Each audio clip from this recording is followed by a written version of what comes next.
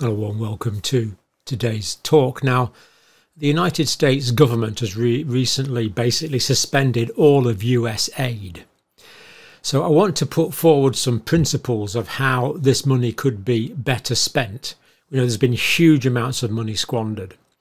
And this applies to lots of other systems as well. For example, from 2002 to 2011, the National Health Service in my country spent £12.7 billion on a national top-down integrated computer system. It was basically abandoned in 2011.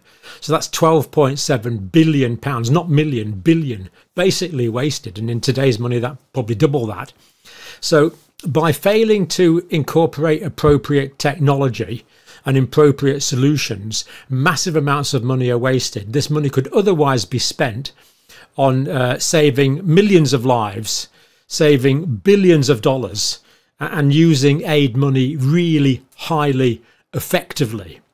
And what I've done a few years ago when I was doing some research, I developed an algorithm for working out what is appropriate technology.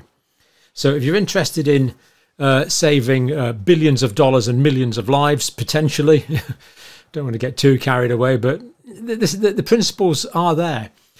Stick with this video. If not, you'll find it incredibly boring and probably best to switch off now. So this is the start of the appropriate technology model. We have to make sure that the introduction of a new technology or an intervention or whatever it is needs to be appropriate and won't do any harm. It's not too hard to introduce a technology like AK-47s into some African societies, but that's not particularly useful in most situations. Whereas the project that we're involved in this channel, for example, in Uganda, is using appropriate local technologies, and for the amount of money that's been invested has yielded massive returns. Anyway, let's get down to the model that the United States government might want to consider using. So identify local need or problem. So there needs to be an assessment exercise first of all. What are the problems in a particular area? What is making people sick in a particular area? What could improve the quality of people's lives in a particular region? Clear identification of need, assessment of what the problem actually is quite essential. Then the next question here is, are local resources available to meet the need? Now, if local resources are available to meet the need, then why import some high-tech American or British technology? We don't need outside hegemony to do that. If the local technologies are there, we need to utilize local technology. If the local expertise is there, we need to utilize localized expertise. So are local resources available to meet the need? Yes. Next thing, if they are they fit for purpose? So it's all very well having local technologies, but if they're no good, if they're not fit for purpose, then they're not working. It's as if they're not there, really, isn't it? So there's got to be an objective adjudication of efficacy of local policies. See if they work, see if they are fit for purpose, see if they're there helping people, helping in the real world situation. Are they fit for purpose? Yes. Then in that case, use local resources. Why on earth would we want to import resources if we can utilize local resources? This is the principle of subsidiarity. We want to keep things as local as possible, as much as we can, using local expertise, not some top-down system like the various local computer systems that were starting to work in the noughties in the United Kingdom, 2002 onwards. Why impose some top-down, hierarchical, authoritarian, or singing or dancing system that wasn't really needed and didn't actually work? And I'm sure you can think of lots of other examples of that. Now, if a local need has been identified and local resources are not available or they're not fit for purpose, then and only then should we consider using an appropriate imported solution. Now, this is sometimes completely appropriate, of course, to import solutions.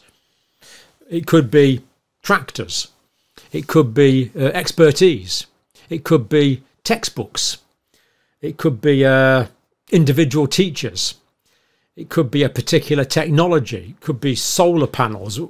utilisation of a bore well, for example, that we've recently instigated in Uganda to get fresh water. But some of that needed to be imported. Well, the technology was there, but sometimes, as we'll see, the finances and the motivation need to be imported.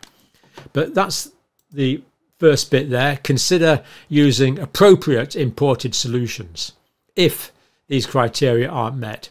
Then we go on to the next part. Does the technology lead towards self-sufficiency and independence? You see, there's no point having a quick fix. Yes, we can import things that are going to help for a short period of time, but if it's not working towards self-sufficiency, if it's not working towards independence, if it's not promoting independence, then we could strongly argue it is an inappropriate technology. Because the worst thing we can do is make people dependent on overseas aid. The principle is empowerment, not aid. This is what we need to be working towards. So that is the next question I feel that the government should be asking in how it spends US aid money. Does the technology lead towards self-sufficiency and independence? Now, the answer to that is yes. Is the technology affordable, cost-effective and durable? So we can throw millions or billions of dollars at a problem. Is that cost effective? Because that money could be saving lives somewhere else. And is it durable? Will it last? Will it break down as soon as the foreign technicians go home, in which case it's pretty useless? Or will the local farmers carrying on using it as soon as some foreigners not there supervising them? It's got to be durable. The technology's got to be durable, and the ideas behind it have got to be durable. The people have to be won over that this is actually a good idea, for example, to preserve soil well-being rather than run soils down for a quick profit. People have to believe in this and see the benefit in this. So that is the next thing there. Next one is the technology affordable? Yeah, we've done that. Cost effective or durable. So if the answer to that is yes, is the technology sensitive to local, social, cultural, political and economic norms? Now again, so many mistakes have been made by this. This is the kind of the white saviour complex. Well, we know best. But a technology or an intervention, whatever it is, an educational intervention, a high-tech intervention, it could be anything from a power station to a spanner, from an idea to a whole university. Is the technology sensitive to local, social, cultural needs? If it doesn't integrate with local culture, if it's not sensitive to local sensitivities, if it's not fitting in with local political and economic norms and systems, it's not going to last, it's not going to work. So is that criteria met? Now, if the answer to any of these is no, then we have to go to B. Now, just before we go to B, let's look at this on the whole model so we've got it in context. That's the top bit there. Then we go down to here. They're the ones we've looked at so far. Now, if the answer here is yes, then the next question is, does the technology provide local development opportunities and employment? So the technology, the intervention, the idea, the personnel, whatever it is, it needs to help the local situation. So does it provide local development opportunities and local employment? Local people need to be employed in this so that they are fully invested in it financially and emotionally. Otherwise, the intervention, the aid is probably not going to work. It's aid, not empowerment. We need empowerment, not aid. Going on, the next one, if the answer to that is yes, then we can go on and ask this. Does the technology promote personal contact, social cohesion, and do no harm? So again, I think we can see the importance of this. Does the technology to promote personal contacts, person-to-person contacts? People have to be working as teams on the ground.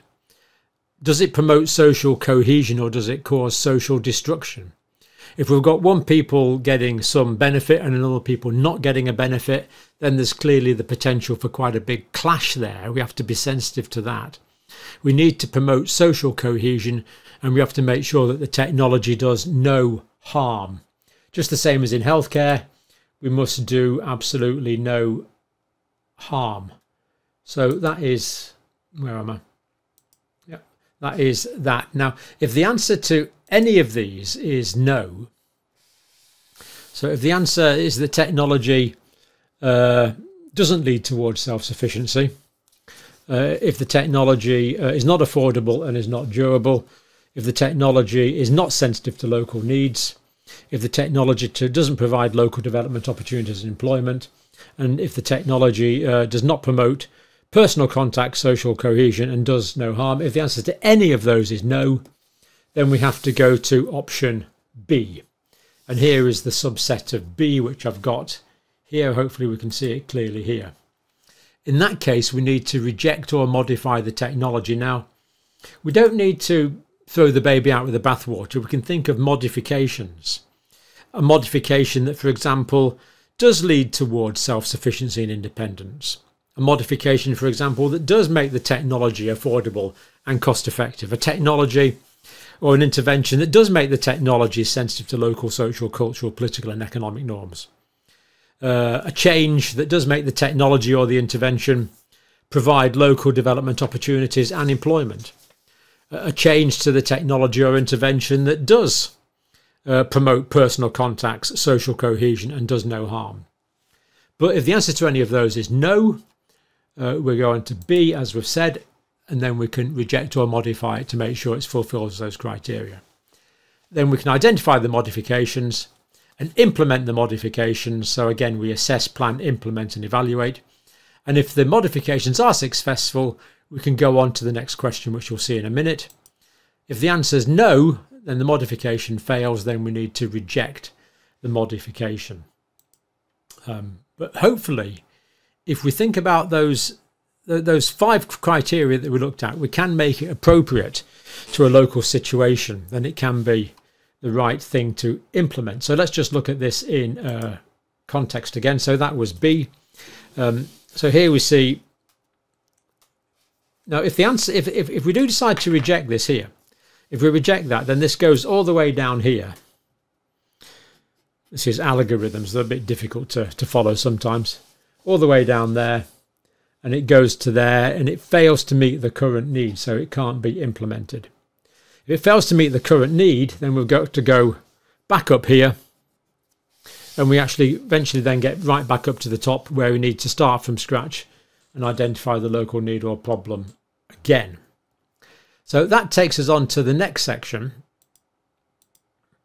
here, where if the answer to all of these is yes, so if that one's ticked off, if that one's ticked off, if that one's ticked off, if that one's ticked off, if that one's ticked off, if they're all yes, and by the way, if the answer to any of these is no, then we can't proceed. The answer to all of these has to be yes. Otherwise, we're going to implement something that's inappropriate. So that would take us to adopting and using the technology. So we can see that one here. Adopt and use the technology, that's good. But then we don't say, right, that's it, adopted, let's knock off now. We have ongoing evaluation, of course. We always have to have ongoing evaluation of efficacy. Is the efficacy still good today, as it was this morning? Is it good today as it was yesterday? What about next week? What about next month? If the efficacy carries on being good, then we continue to use. It's not axiomatic that we continue to use. And if it works well, acts as a model for wider adoption. So something that works well, we can say, you know what, that worked really well. That worked really well in country A. I think I might try that in country B. Now, of course, we have to meet all of the local sensitivities. But if in principle it's working, it can act as a model for wider adoption. But if it fails to meet the current need, then that's not good. So that means it's failed to meet the current need, which is that one down there. Then we go back up to the top and we have to start all over again. Identify local need or problem. So that's the appropriate technology model. I'm going to put all this in a Substack so you can see the whole thing and download the whole model. But, you know, if these very, very simple criteria are looked at and considered, projects can be implemented that are appropriate in local situations and, there is no question, can transform communities. But it has to be done appropriately. And the key thing is these criteria here. Does it lead towards self-sufficiency and independence? Is the technology affordable, cost-effective? Is the technology sensitive to local social, cultural, political and economic norms? Does the technology provide local development opportunities and employment opportunities? Does the technology promote personal contacts, social cohesion, and do no harm? There are the key points. So that's the appropriate technology model. If that is implemented, millions of lives can be saved, billions of dollars can be appropriately used and saved from squandering waste. And of course, the ongoing evaluation of this is where we make sure that no corruption is creeping into the system, because you might have noticed that when a system's been established for a period of time, for example, it might be an agency with 3 letters as a title. Who knows? Corruption can tend to creep in over time. It could be a government department even. Maybe even part of the civil service, maybe, that degenerates over time. Because it worked 10 years ago doesn't mean it works now. We need ongoing evaluation of efficacy to decide if we're going to continue to use. And you know, sometimes it's best not to continue to use it. So USAID money, if anyone is watching, I could certainly spend some very effectively, please. I've got a few ideas of projects for very, very small amounts of money that could transform communities around the world, just following a few simple criteria. That is it. I actually developed this model. It's my model. I developed it looking at the appropriateness of educational interventions.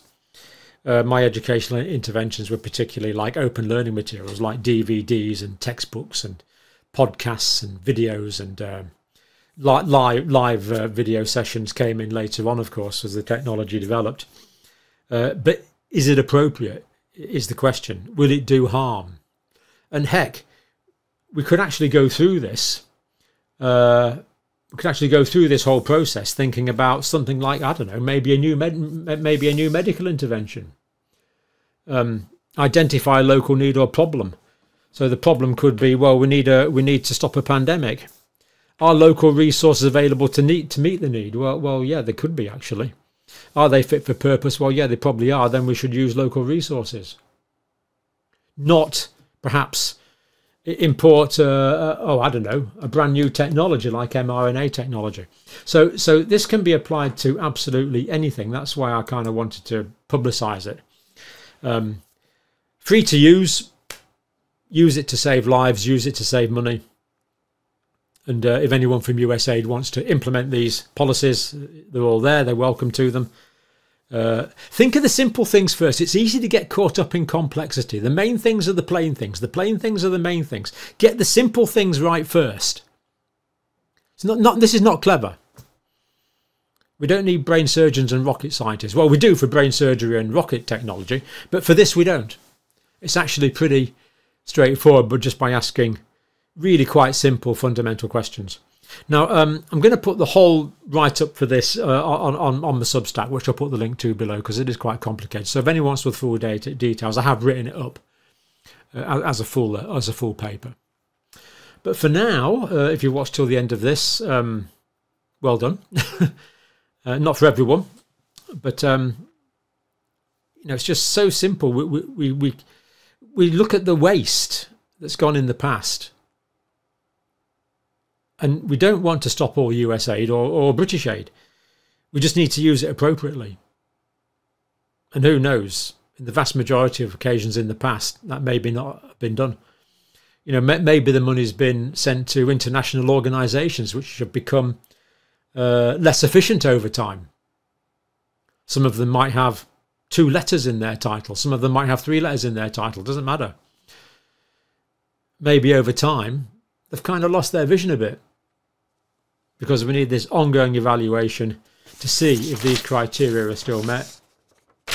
And if they're not, money might be better spent somewhere else, because make no mistake, money is lives. Give me more money, I'll save more lives. It really is that simple. Anyway, enough of my ongoings. For now, thank you for watching.